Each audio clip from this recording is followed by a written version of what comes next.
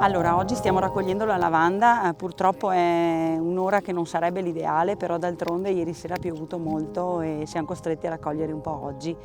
La strategia è quella di raccogliere, fare dei mazzi e adagiarli sopra praticamente la linea di taglio e poi caricare e portare a distillare. Allora, per noi il futuro potrebbe essere la rivendita di olio essenziale fatto tradizionalmente, senza prodotti chimici, senza nulla.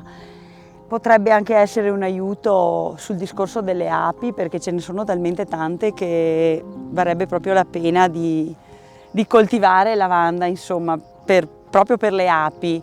E basta, è una, come si può dire, una cosa che abbiamo iniziato così per caso e ci piace. È abbastanza difficoltosa, ci sono delle settimane da lavorare parecchio, però alla fine si ha soddisfazione quando si ha in mano questo prodotto e quando senti il profumo che emana. In effetti è proprio gradevole, distensivo e poi è bellissima.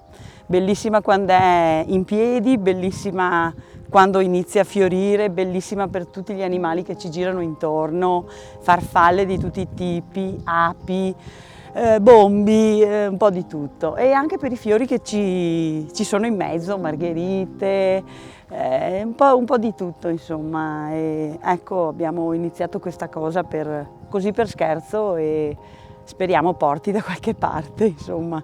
Questo è il secondo anno e insomma quest'anno abbiamo fatto tanta produzione, credo saremo intorno ai 16 quintali di prodotto fresco così.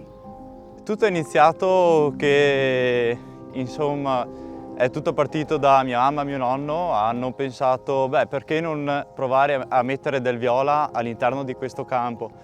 E infatti abbiamo fatto questa prova, abbiamo deciso così da un giorno all'altro, venendo qua, studiando, pensando a come disporre il campo, e è stato così abbastanza molto improvvisato, insomma.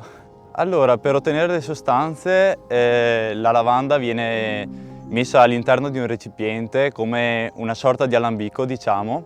Viene fatta bollire e quando viene fatta bollire l'acqua e l'olio evaporano e vengono messi insieme all'interno di questo recipiente facendo olio e acqua insieme, e l'olio va sulla parte superiore essendo che è una sostanza molto più leggera e invece l'acqua sta sulla parte sottostante. Quindi si aprirà questo rubinetto, quindi si rovescerà tutta l'acqua su degli appositi recipienti e poi l'olio, quando si raggiungerà l'olio all'interno del recipiente, verrà messo all'interno di altri recipienti.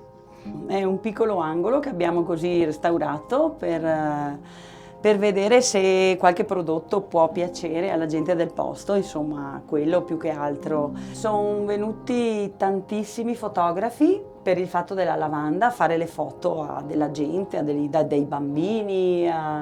Diciamo che c'è sempre tanta gente che viene a vedere e poi è piacevole perché è chilometro zero, diciamo, alla fine.